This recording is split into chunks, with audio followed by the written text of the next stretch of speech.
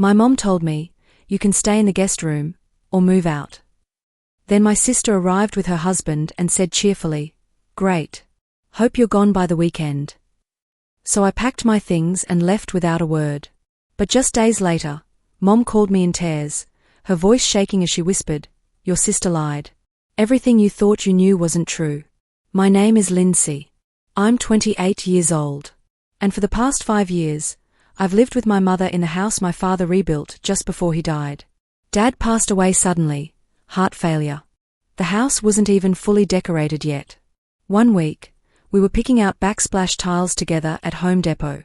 The next, I was sitting beside Mom as she stared blankly at the wall, barely able to get out of bed. We held the funeral on a rainy Friday in March. Natalie, my younger sister, flew in from Austin wearing Gucci sunglasses and a Hermes scarf, cried dramatically during the service, and left by Sunday morning. I stayed.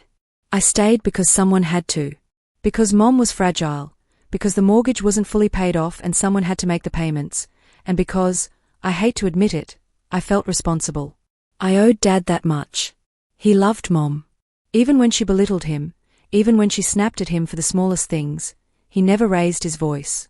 "She just needs more grace," he'd say. "You girls take care of her." Yeah. So I did. I gave up a promotion that would have transferred me to Portland. I turned down company housing even though it came with reduced rent and a 15-minute commute. I stayed.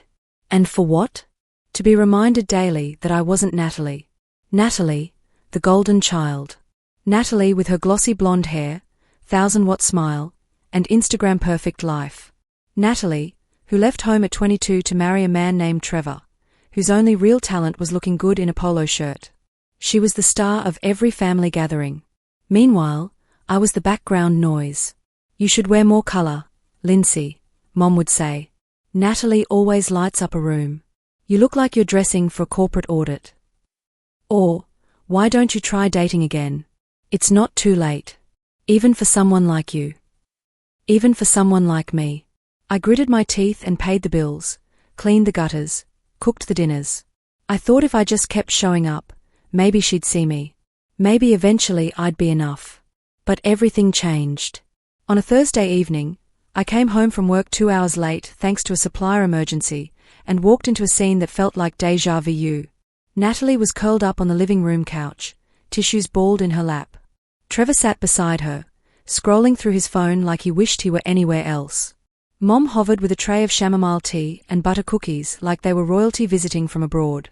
"Lindsay." Mom chirped like I was a neighbor stopping by. "Guess who's back?" "I can see that," I said. "What's going on?" Natalie sniffled. Trevor lost his job. The company downsized and cut his entire department. Trevor didn't look up. "We're behind on rent," Natalie continued. "Our landlord gave us 2 weeks to vacate. And we don't have anywhere to go." "So they're moving in," Mom added quickly, already wrapping an arm around her. "Wait. What?" "They need help, Lindsay. They're family." "So am I," I said slowly. "I live here." "You'll figure it out," Mom said. "You're good at that." I looked at Natalie, who gave a tiny shrug and mouthed, "Sorry." Though the smirk at the corner of her lips told a different story. Later that evening, I pulled Mom aside in the hallway outside her bedroom. My heart was pounding, but I kept my voice steady. "This house is barely big enough for 2 adults, let alone 4, I said. "Where are they going to sleep?" "In your room," she said plainly. I blinked. "What?" "You can take the guest room or move out. It's up to you." "You're serious?" "I'm not discussing this. I always wanted Natalie back here. She belongs in this house. I've been paying the mortgage." Mom shrugged. "It's in my name. And you've always acted like you were doing me some big favor." "I never asked you to." "Because you couldn't. You were a mess after Dad died. And now I have Natalie.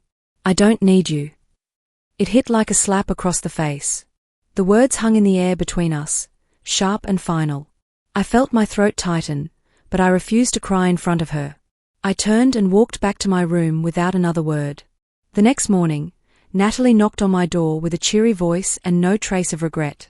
"Hey, Mom says if you could be out by Saturday, that'd be great. Trevor and I kind of need this space." "Excuse me?" She leaned against the door frame, eyes bright. "Come on, you've been living like a hermit. This will be good for you. A little fresh start." I shut the door in her face. Inside, I sat on the edge of the bed and stared at the floor. On my desk sat a manila folder I hadn't touched in months. It was from HR. Inside was the offer for company housing I'd declined when I thought Mom needed me. My hand trembled slightly as I opened it.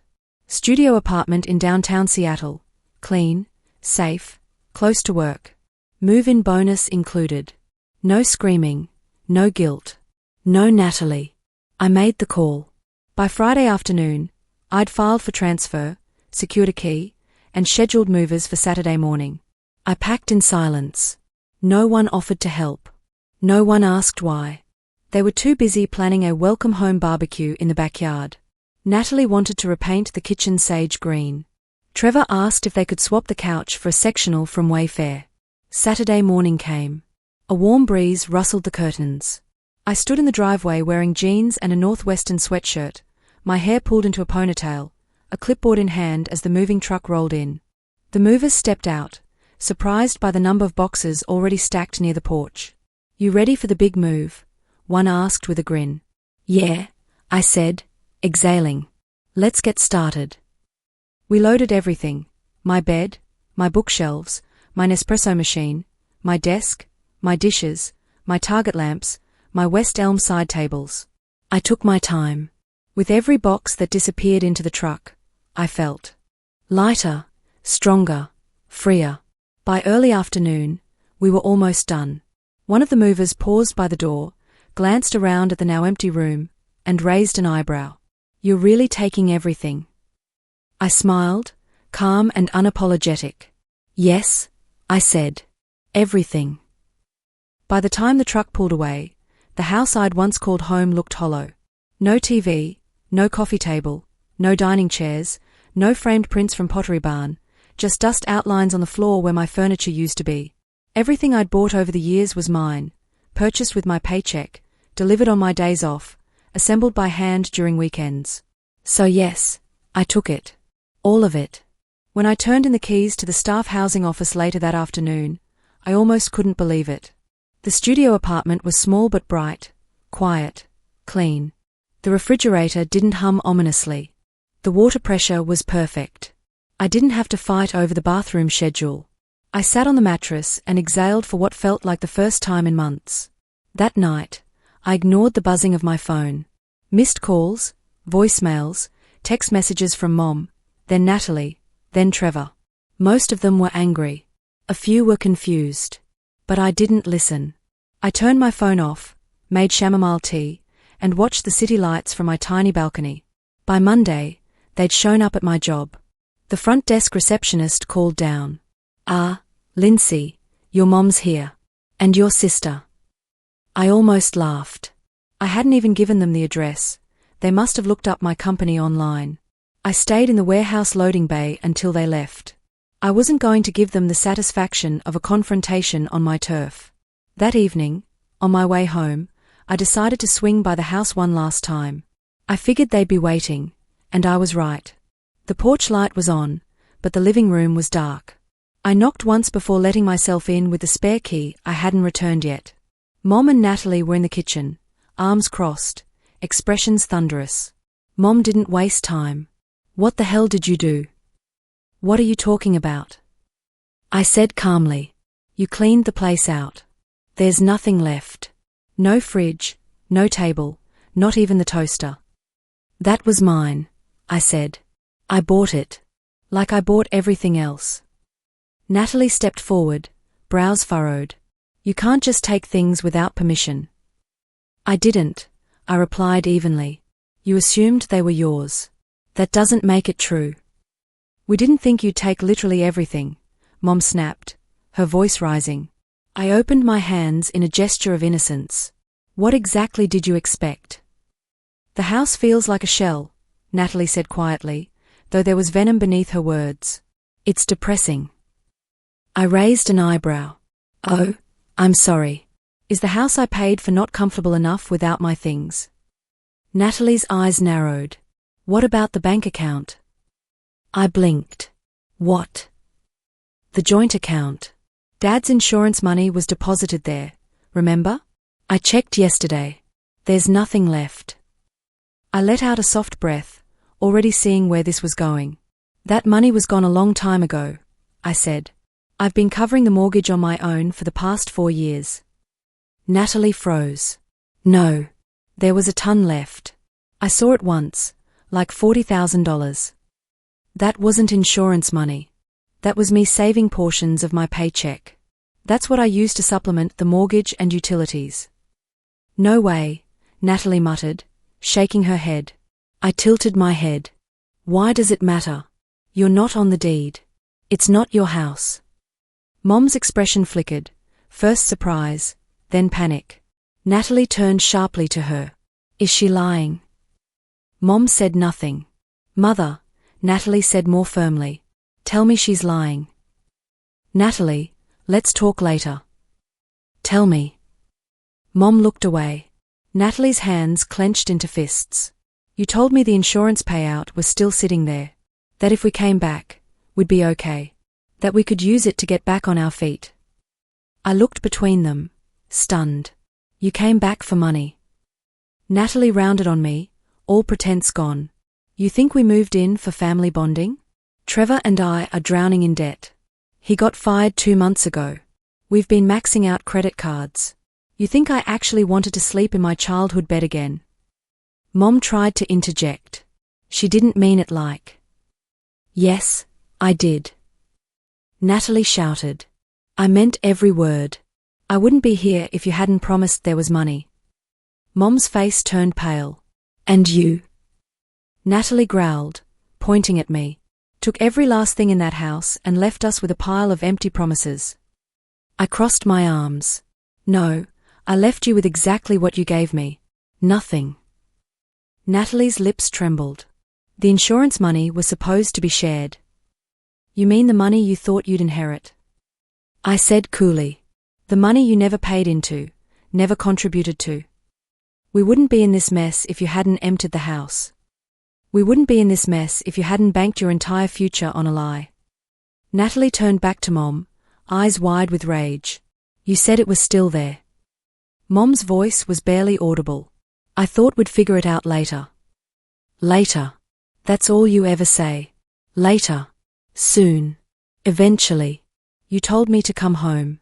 You said we'd be fine. Because I missed you, Mom whispered. No, you missed having someone to dote on. Someone who made you feel important. You never cared about what I needed. I watched as they unraveled each other. Natalie pacing. Mom stammering. Both of them realizing the same thing at the same time. There was no plan, only delusion. Trevor hadn't come home since the fight the day before. Natalie had maxed out her 3rd credit card. Mom had no savings. The house still had 6 years left on the mortgage. And the only person who'd been paying it, me, was gone. Suddenly, Natalie's voice dropped to a whisper, a terrifying, desperate whisper. You said we could use that money to start over. There is no money, I said flatly. And there hasn't been for years. Natalie's face crumpled. She looked like a child realizing Santa Claus was fake. What about the file folder? She whispered. Dad's paperwork. Gone.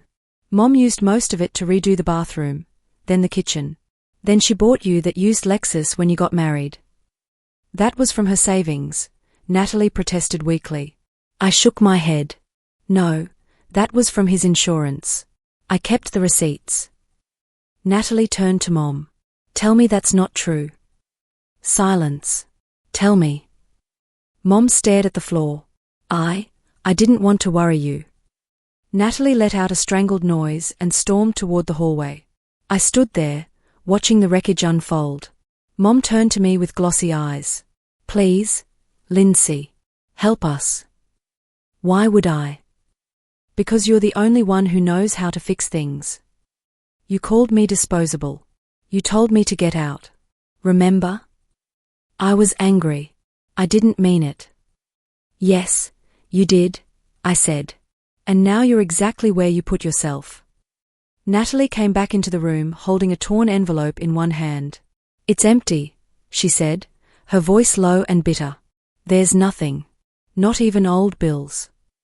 I know, I replied. I checked years ago. Mom sat down at the kitchen table and buried her face in her hands. I looked at the two of them. They'd kicked me out expecting comfort, backup, and cash. What they got was an empty house, a mountain of debt, and no one to blame but themselves. And they still didn't see it. They still thought I'd fix it. They still thought I owed them. They were wrong. Natalie stood still in the hallway, holding that empty folder like it had betrayed her. Mom sat at the kitchen table, face pale, fingers laced, breathing shallow. I could tell she was trying to piece it all together, how she'd lost control of the narrative, of the house, of both her daughters, and most of all, of me. I don't understand, Mom finally whispered. What are we supposed to do now? I didn't answer. I mean the mortgage, she continued, voice rising in desperation. The bills, the food. We don't even have a blender anymore. Or a microwave. That was mine, I said. All of it was mine. You could have left something. You left me with nothing. Just memories of being reminded I was second best. Just years of pretending I didn't hear you call me dull or plain or a burden. Natalie spun toward her. And you told me there'd be money. You said Dad left enough for second start, that we could pay off the cards, that Trevor and I could. You lied to us. To both of us, I added. But the difference is, I stopped believing you years ago. Mom's mouth opened and closed, but nothing came out. I took a deep breath and reached into my tote bag. I pulled out a white envelope and laid it on the counter. What's this? Natalie asked wearily. My last mortgage receipt. The loan is still in your name, Mother. You'll need to cover it now. 6 more years. Fixed rate. Monthly payments aren't bad, unless you're unemployed and broke. You can't expect us to pay this, Natalie snapped. I don't expect anything. I'm done expecting. I just wanted to leave you the facts, since fantasy hasn't worked out so well. Natalie gritted her teeth. You're heartless. I turned to her. You came back for money, Natalie. Not for Mom. Not for love. Not even out of desperation. You were banking on a lie and using people to cover your losses. Don't pretend this is about family. Oh, and you're a saint? She shot back. You just abandoned your mother after everything she's been through. No, I said. I stayed for years. I supported her. I paid for her home, groceries, gas, medical bills, insurance, and her little renovations. I gave her my 20s, and she threw me out the second you came back. So no, I didn't abandon her. She traded me. Mom flinched. Natalie looked shaken but quickly masked it with anger. I can't believe you're just walking away. I gave a dry laugh. You should be grateful. I could have emptied the savings account before I left, but I didn't, because unlike both of you, I still had an ounce of decency left. You're cruel, Mom whispered. No, I'm free. I turned and headed for the door. Behind me, Natalie snapped. Well, good. We don't need you. I'll figure something out. Trevor's talking to a guy about a job. I'm sure he is, I said without looking back. Day trading's a tough industry to break into. Natalie cursed under her breath. I stopped at the threshold, hand on the doorknob. Take care of each other, I said. You wanted her, Mother. Now live with her. And I walked out. The door clicked behind me with a weight that felt symbolic, like years of pain and pressure sealing themselves off for good. It's been 4 weeks since that day. I haven't heard from them, not directly, but I did hear from a former neighbor that the house went on the market. Apparently, it sat for 2 weeks before someone lowballed them, and they had to accept. Last I checked, they'd moved into a small 1-bedroom apartment in Tacoma. Natalie works part-time at a Panera Bread. Mom apparently is doing admin work at a dentist's office. Trevor never got that job. I'd be lying if I said it didn't feel satisfying. But more than that, it feels quiet. My new apartment is still modest, but it's mine. The furniture is mismatched but cozy. I cook what I want, watch whatever I feel like, sleep through the night without hearing slammed cabinet doors or whispered insults behind walls.